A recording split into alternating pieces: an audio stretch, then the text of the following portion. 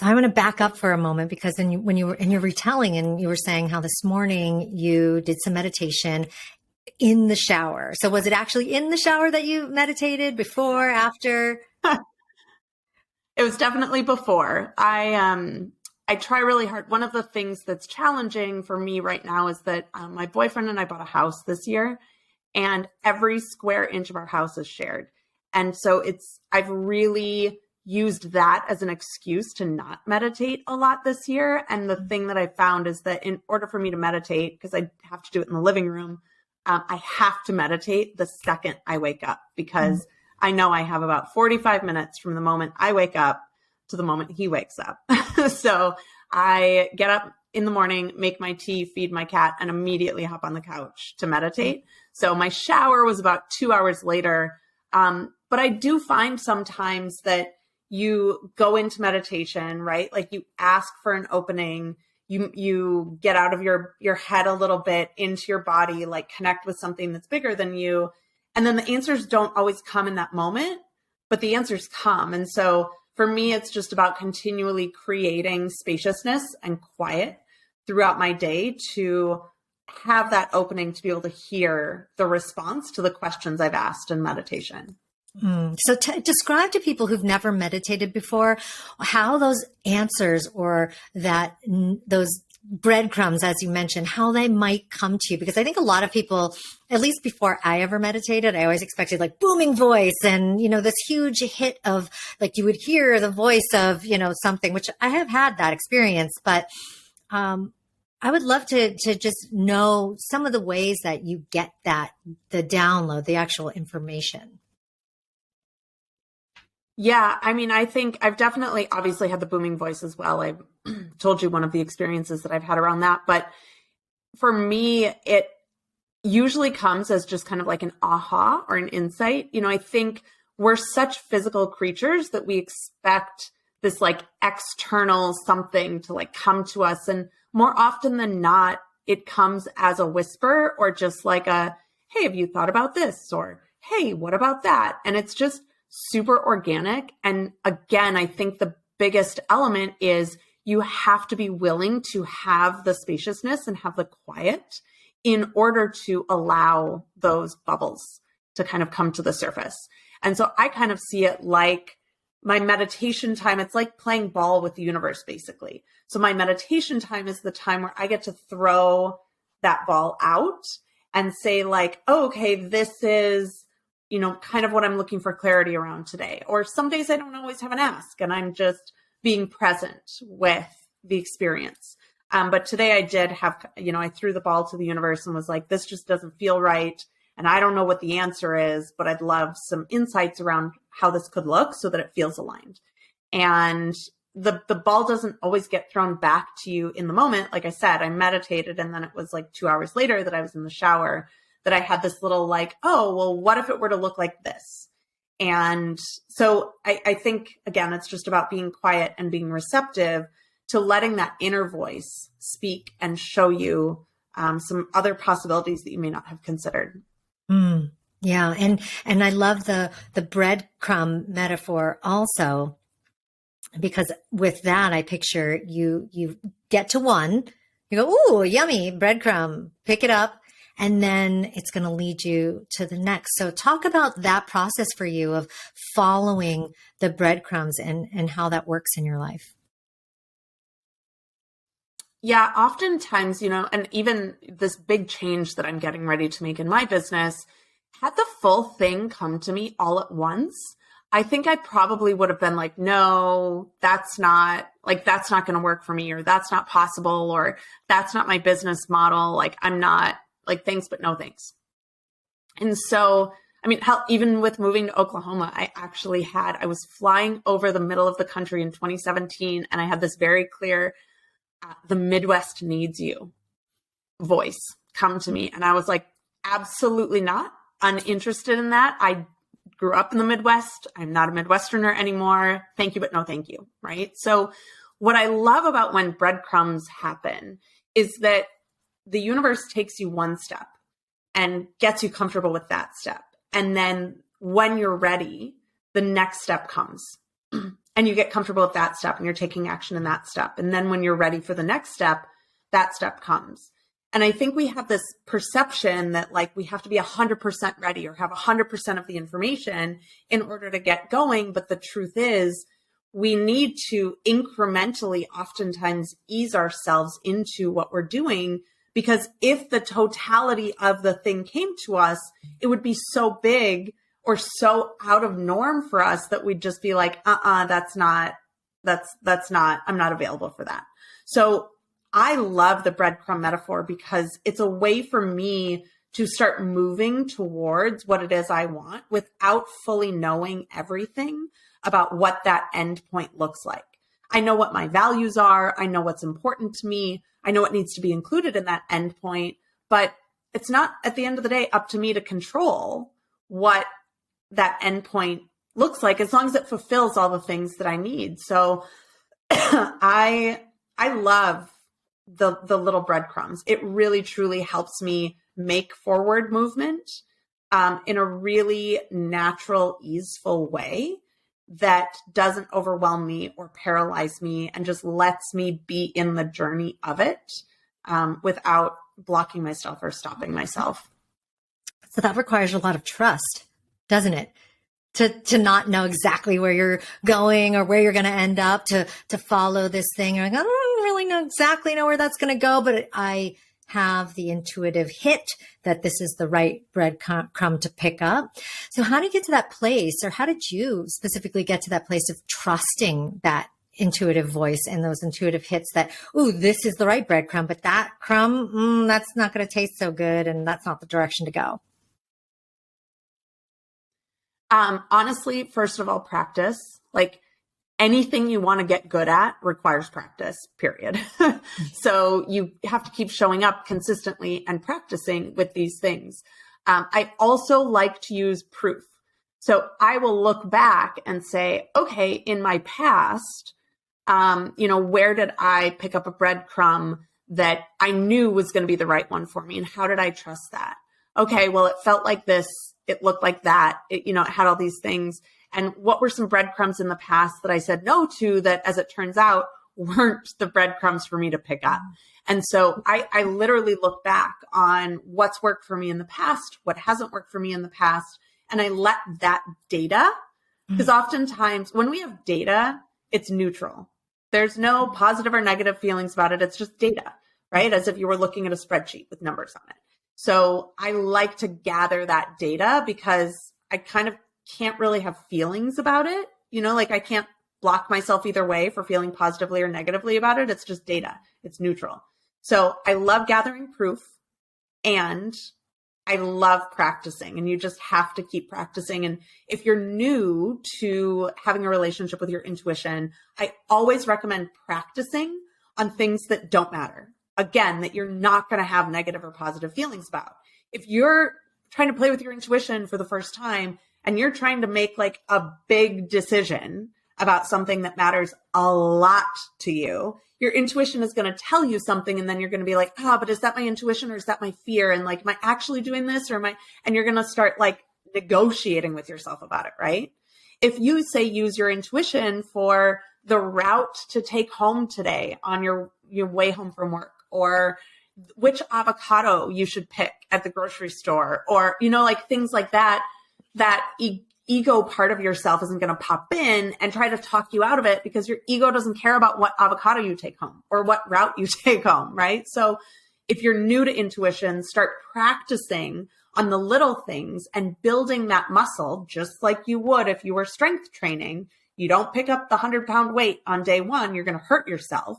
You pick up the 10-pound weight, right? So start with the little things, keep practicing, amass that proof to show yourself that you've done this before and you can do it again, and just keep utilizing those two things day in and day out. I love that reminder to be practicing it. I think some people, I think it's with so many things, people think you either have a natural talent for it and it comes easy to you, or you don't. And there's so much research and information, and also just evidence out there of people who don't have a natural proclivity towards or a natural talent for. And it's through that practice that they actually become masters in something, whatever it is, like playing the violin, playing football, meditating. So I love that reminder to folks that, you know, if you're new to listening into and tuning into your intuition, if you're new to meditation, if you're new to any of the things that we're sharing on this podcast, it's going to feel weird at first, right? It's going to probably not be the smoothest thing right away. And Bri, your advice there to start with those small things that aren't, you know, going to be, you know, a huge make or break in your life. Such a great way to practice on those, to start to fine tune what it is, the signals are that your body gives and the things that you might hear or pick up on as you tune into that. Earlier, you mentioned that you had some years. Yeah. So earlier you mentioned quickly when you. Oh yeah, please. Oh. So I was just going to mention that when you talked about, you know, things coming naturally to people, I actually believe that our intuition is a natural gift that all of us have. I believe that every single person on this planet is born with it. And I truly believe that the majority of us are conditioned out of it. So if you are one of those ones that's telling yourself like, oh, well, I don't have intuition, I would challenge you and I would actually push back on you to say you do have it. It is still inside of you. It might be laying dormant, but it's still there. And what's going to bring it out is you committing to building that relationship with it. Just like you would build a relationship with a new best friend or a new significant other, you keep showing up, you keep connecting with it, you keep learning about it, you keep teaching it about you, and you keep reinforcing it every single day. And that is how you kind of reignite that intuitive spark within you and then begin to have it strong enough so that you can use it to guide you towards those bigger things I was talking about earlier. Mm-hmm. Yeah. And I loved how you talked about in the way that you described talking to the universe, that you, and then what you just said, as far as building a relationship, like it's a new friend, having that conversation with yourself, with your intuition, with your soul self in a way that is in that befriending kind of way. Or if you're talking to something external, like guides or, you know, the greater source energy, you're using this natural language. It's not like, oh, mighty source, let me, you know, you don't have to have, right? This,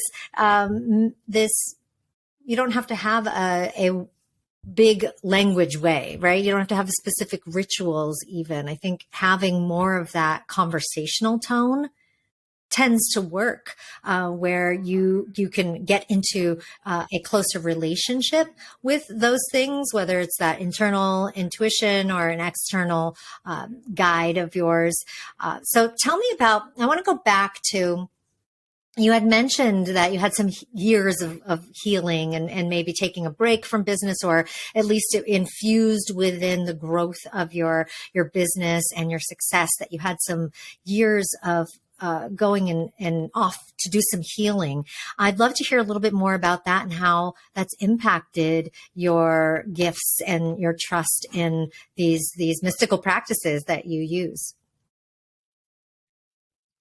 Yeah, I've, you know, obviously, like, since having that big message in 2015, I've dove pretty deep into the spiritual and the mystic. I have become just a big believer in it. And so I go out of my way to really make sure that I am on a mental level, a habitual level, like an energetic level, just showing up in the best ways that I can. And so there have been some moments where I've had to not fully retreat. You know, for me, business and personal is intertwined. And so I've never fully retreated from my business in order to take care of personal stuff. But there was like a year in 2018. So in 2018, I got the message that it was time to leave LA and go to New York. New York was always the place for me on my list of where I was going to, quote unquote, end up. Surprise, the universe had other plans for me, but that's a totally different story. So I knew that in leaving LA, I wasn't going straight to New York. And so I went back to Minnesota, which is where I grew up, for about a year and did some business work. Like there, my business is virtual, so I can do what I want, where I want. And so I went back to Minnesota. I rented an attic in southern Minneapolis and lived there for a year while I hired a personal coach who was a semi-personal business coach to help me through some stuff. I took the year to kind of grieve my father's death for the first time. He passed away when I was 15. My sister and I went to therapy and rebuilt our relationship kind of for the first time in our lives. We're 10 years apart. And so just very different growing up experiences. I moved out when she was 7. So we built our relationship for the first time. My grandmother passed away during that year. Like just all of this stuff happened during that year. And then I felt clear enough and strong enough to then pick up and move to New York, which I did. And then when I got to New York, about 6 months after going to New York, I flew to Arizona for a week to work with a shaman and did some more healing and clearing stuff there around my dad's parents and some trauma I had with them. So for me, it's never an either or conversation. It's kind of always a both and conversation. And I'm always working with healers and insights and all sorts of people to really help me know, a clear pathway forward or give me insights that I'm just simply unable or unwilling to hear on my own.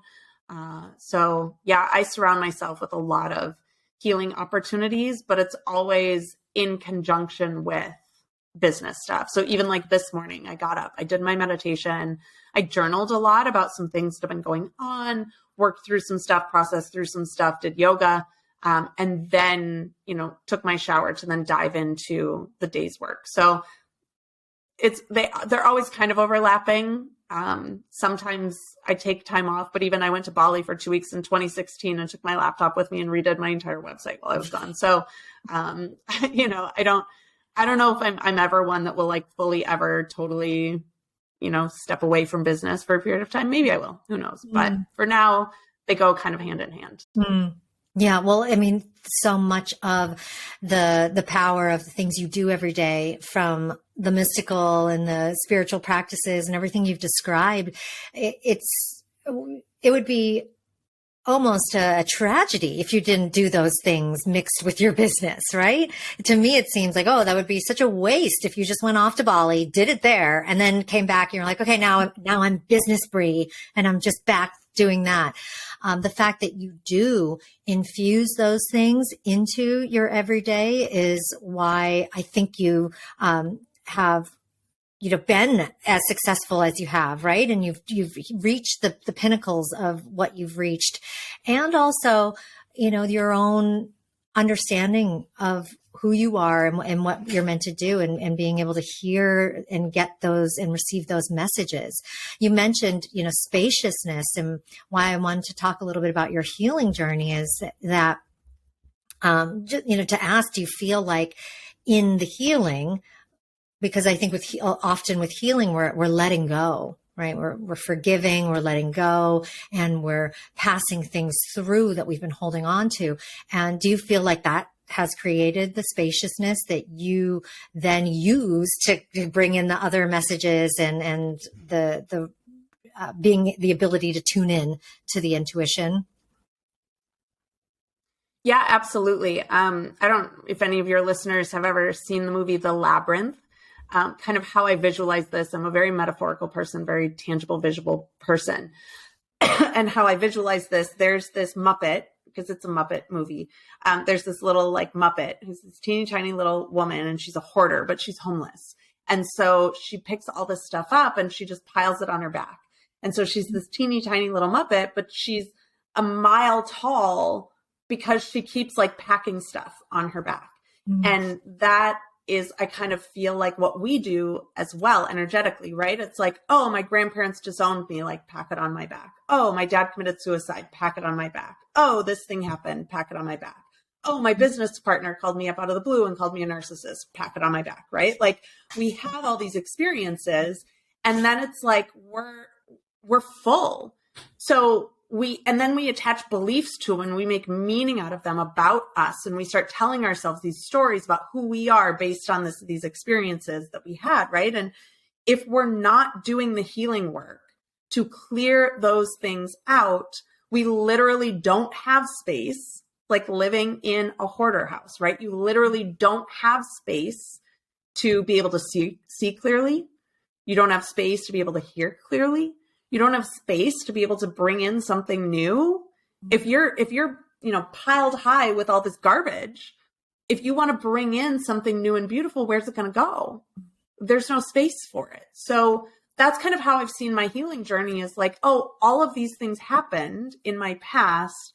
And if I choose to hold on to them or be victimized by them or tell stories about them or make myself a certain way because these other people had an impact on me, I then don't get to show up as my most powerful self. And I'm not a clear vessel to be able to create the things I'm here to create.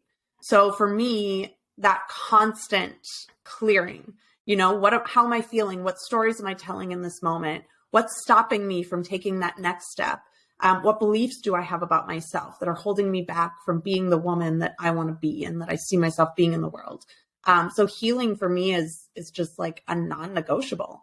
And, I look back on when I was holding on to all of those things before I started my healing journey, and I was anxious. I was short-tempered.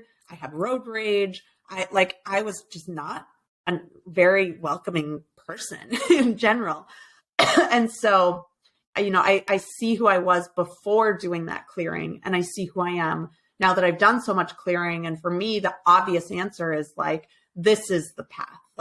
And so whatever comes up for me, if it's like, oh, this is present for me today, how am I feeling about that? Why is it coming up for me? What's the story I'm attaching to it? Is it true? Is it not true?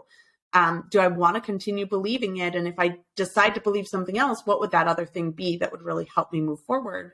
And it's almost a constant process, which is why it happens.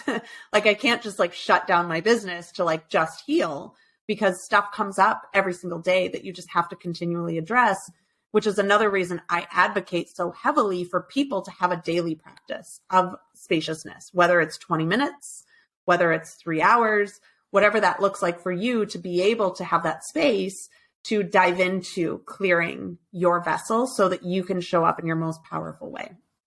I mean, you clearly are, poster woman for the everyday mystic, being so intentional about how you incorporate that into your everyday, which is exactly what it's about, right? And that's the practice, that's the dedication to. I will add, no one is perfect, right? So there are absolutely, and I was telling you before we got on, I was on antibiotics all last week. I didn't do anything in the mornings last week. I spent the first hour of my day coughing, and doing sinus rinses and trying to get myself to a place where I could even sit down at my computer, right? So for anyone that's getting started with this, just remember, if you fall off for a day or if you fall off for a week, that's okay. We are human. We are not perfect. We're not robots. The thing that I think is most important is making a new decision the next day, right? So you're never going to have a perfect record. You're never going to have a perfect streak. And so just let yourself be where you are. And remember that if you have a vision for yourself, you have to be in integrity with that vision at some point in order to bring it to life. And so what does it look like for you to be in integrity with that? Is it doing yoga 3 times a week to start off with, and then upping it to 4 times a week, and then 5, right? So just be easy on yourself. Everything I'm sharing with you now is so I started my spiritual journey in 2010, 12 years in the making, right? This is not an overnight thing. Be easy on yourself, be compassionate with yourself, show up today. If you miss tomorrow, show up the next day. But it's not perfect. I'm not perfect. I fall off just as much as anyone else falls off. My app told me this morning, congratulations, you've meditated 4 days in a row. And I was like, yay, so just, it is a process and it is a journey. Mm-hmm. It is. And thank you so much for that message because, again, for people who've never really walked this path, and it's the same with walking any path, right? You see somebody who it looks accomplished in whatever thing it is. We could say business or the arts, as a parent, and you see that the end product, and we always judge the end product or from that end place. And we don't look at the whole of the journey. We don't tune in on those days when that person is, on the side of the road, not following that path. And often I think, when it comes to what we share with the world, especially with the power of social media, it's often all the polished end product, right? It's that we got here, and that the journey to, and all of those dark nights of the soul, everything that you've probably experienced, and I think anybody on this mystical path or spiritual path has experienced, are just as important, just as powerful, and still an important aspect, or just as an important aspect of the journey, to tune in at those times. It may not seem like, oh, I'm, having, everything's flowing and I'm just manifesting, but you're in that space of, like you were saying, okay, why isn't this feeling right? And just getting into that place of where you can ask yourself, what is going on here? Why am I feeling this way? Why do I feel like I want to pick up that drink when I haven't drank in 6 years? Or why do I feel like I am anxious when I've, really, been able to create space around that? So for you, what are some of your most go-to practices? And you've talked about meditation, you've talked about working with a shaman, and you've talked about yoga. Do you have any specific resources, books, practices, courses you've done, even something that really was pivotal for you? Yeah, so 2 books that I will share with you. The first is called The Miracle Morning. And I met Hal at a conference and got a free copy of his book at the conference, which was fantastic. And I read it. And that's really what kind of helped me start taking this stuff a little more seriously. So, whether you subscribe to his, like, do these 6 things every single day for this amount of time, like but I don't subscribe to that. I tried that and it didn't work for me, which is why now I'm like, oh, okay, this morning I'm meditating and doing yoga and journaling. Yesterday I meditated and lifted, and, each morning is a little different. So, but that's really what helped me set the framework to have a morning ritual. And then the other book that I love that is a spiritual book, that I actually think is so applicable to business and so many other things, is The Alchemist.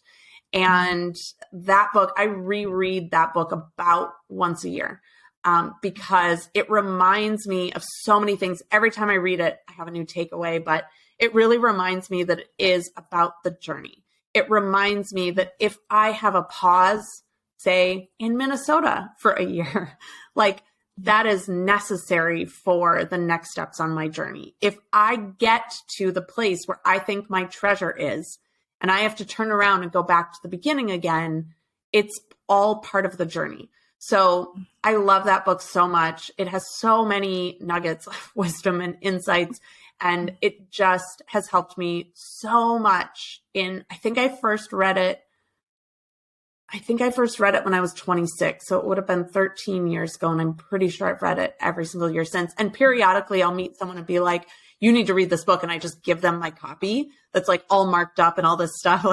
And then I have to buy myself a new copy, but I always own a copy. If I give my copy away, I buy a new one the next day. So I think those 2 books have been really, really powerful for me in my journey. I love that, with The Alchemist, there is that the hero's journey metaphor, right? Used throughout that. And that's such a powerful metaphor for us. You were talking earlier about being very visual. And I love the reminder of The Labyrinth. I need to watch that movie. I haven't watched that since I was a kid, but I'm going to rewatch that. Yeah, rewatching it now with a different understanding of what the messages might be in there. And so I'm excited to rewatch that, probably, maybe with my son too. That might be a good one for him.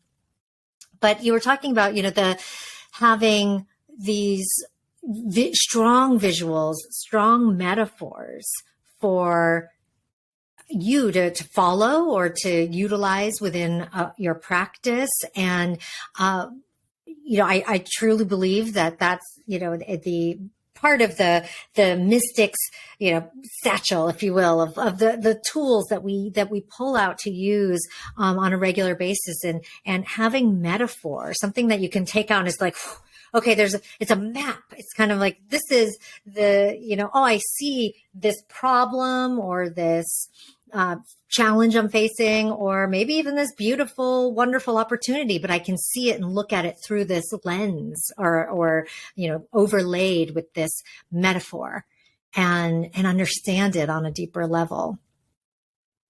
Yeah, I love metaphors because, the spiritual and the mystic is so intangible that I think it's part, like I mentioned earlier, as human beings, we're very tangible. We want to, like, things are real when we can touch them, right? Mm-hmm. Like, that's very much what we're conditioned into. So with the spiritual and the mystic and all of that stuff being so intangible, you can't touch a meditation. You can't touch yes, you do yoga, but you can't touch the benefits that you get from yoga, right? So I love metaphors because they make that intangible a little more tangible. They bring these concepts into something that we can touch a bit more. And so that's kind of why I teach with metaphors, because so much of what we're teaching is this, like ideas, right? Or creativity or intuition, or like a lot of people don't know what to do with those things because they cannot pick them up and experience them with their physical senses. So metaphors for me have been such a great tool to essentially bring those concepts and ground them into the earthly plane so that people can have something to kind of latch on to and understand as they're implementing these practices. And one of the biggest intangibles that I think is hard for people to grasp if you don't have a practice around it is manifestation. Actually creating something out of nothing. And you have really learned how to master that and apply it in your own life. And I also know that you utilize that for your clients. So tell us a little more about how that process works for you, because I know everyone has their own ways and means of going about that kind of creative process. Yeah. So I like to kind of use a car or road trip metaphor for manifestation. So the first thing you have to do when you're getting in your car to go somewhere is you program your GPS, right? If you say to your GPS, like, hey, take me anywhere, it can't take you anywhere. I've tried it. If you go to your phone and say, hey, Siri, literally, she cannot take you anywhere. So you have to be the one to sit down and say, this is where I'm going. This is what I'm creating. This is my future vision. And so you literally program it into your quote unquote GPS, just like you would if you were going on a road trip. Well, then you have to make sure that your car is up to snuff for a road trip, right? Mm-hmm. If your car is broken down or missing a tire or any of that stuff, relating back to what we said earlier, right? Like, you have to get clear within yourself. Like, your quote unquote vehicle, that is you, needs to be up to snuff to make the journey to get to that destination. So you need to identify your doubts, your fears, your hesitations, any roadblocks that are going to come up. And you really need to do the inner work to clear all that stuff. Then you need to develop up, okay, what is my path? How am I getting there, right? When you pull up your GPS and you put a destination in, I don't know if you've ever noticed, if you're taking like a long drive, it gives you like 3 or 4 routes to take. And you could take any of them, But you want to make sure to take the one, if you don't want to pay tolls, then you choose a different route than the one that has tolls on it, right? If you don't want to go on the freeway, you choose a different route than the one that takes you on the freeway. So you know certain things about yourself that if this particular thing doesn't align for you, you don't choose that path, right? If you're an introvert and there's a pathway that requires you to be an extrovert, you're not going to choose that pathway because it's not going to work for you. So you have to really get clear on like, what is that strategy that you're going to use? And then this is the fun part. This is the part where everyone falls off. It's fun to program. It's, not fun, but people will do the inner work, whatever. They'll do the strategy. Then you have to show up every day and start taking action. You have to be the one to get in the car, start it, put it in drive, and take your foot off the brake. I say all the time, the universe cannot move a parked car. So you have to be the one to take the action every day. You have to consistently show up and keep day after day after day after day without results. Keep going and keep working towards that future location that you've programmed in your GPS. And you may take an action. I just took an action in June. So it's December now. I took an action in June. That one action that I took in June, I just closed, I think it's close to $25,000 in sales, but it took June, July, August, September, October, November. It took me 6 months from that one action to do $25,000 in sales. So you have to keep showing up, taking action, even if the results aren't showing up immediately as well.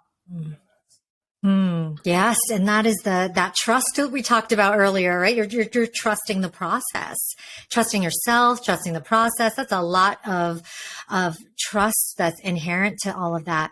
I love that you use the metaphor, another fantastic metaphor of the car, the trip, the GPS. I love it. Having a destination in mind. Have you had experiences before where you set the GPS, you set the destination, and then along the route, it changed and the destination ended up being completely different? I'm in that process right now. I set a destination for myself in 2017, and parts of that destination are going to remain true. It is how I'm getting to that destination that is now surprising me. And so I'm getting ready to restructure and reformat my entire business. I set this destination in 2017. More clarity has come to me. Part of this has been including my TED Talk and the road to my TED Talk. And so I'm launching this women's conference, which I knew was going to be kind of nestled under someone else's nonprofit. Well, in the breadcrumbs, it's become apparent that, I need to start my own nonprofit. And then the next breadcrumb came that was, all your programming that you've been doing under your for-profit enterprise needs to be moved underneath this nonprofit. So you're going to be the president of a nonprofit, and you're also going to keep your for-profit, because that's where your public speaking is going to come in, your book deal is going to come in, your private consulting is going to come in, all of that stuff, right? So I'm always open to how the path is going to change, because the path will always change. But it's interesting because the destination I programmed in 2017 still holds true. Like the things that are important about that destination are still holding true.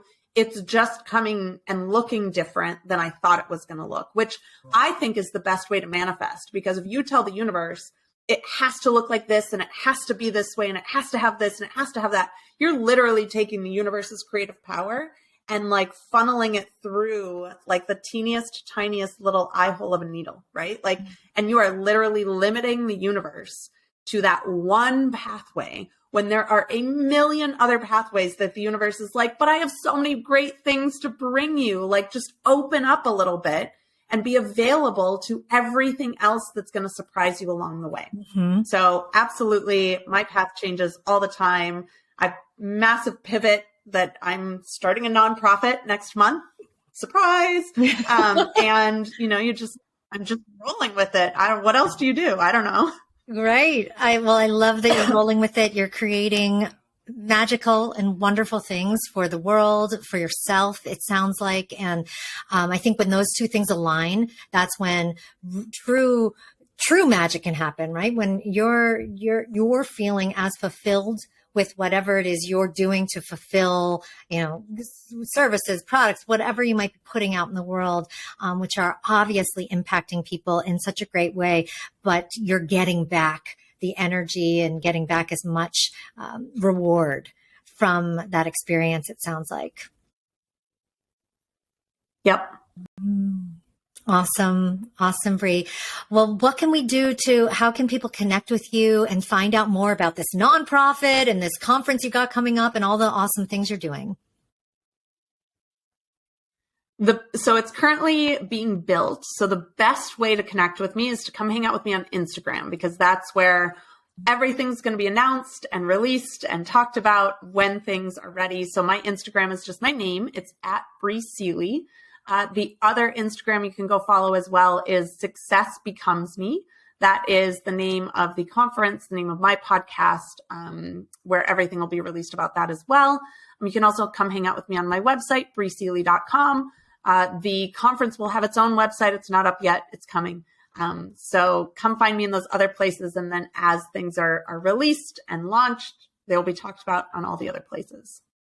Fantastic. I'll put all of those links in the show notes. Thank you so much, Bri, for joining me and sharing all of your woo-woo wisdom, all of your practices and the things that you've done to create such a magical, wonderful life. Enjoy the rest of your day, and I hope to talk to you again soon. Thank you for having me. This has been so lovely. I appreciate it.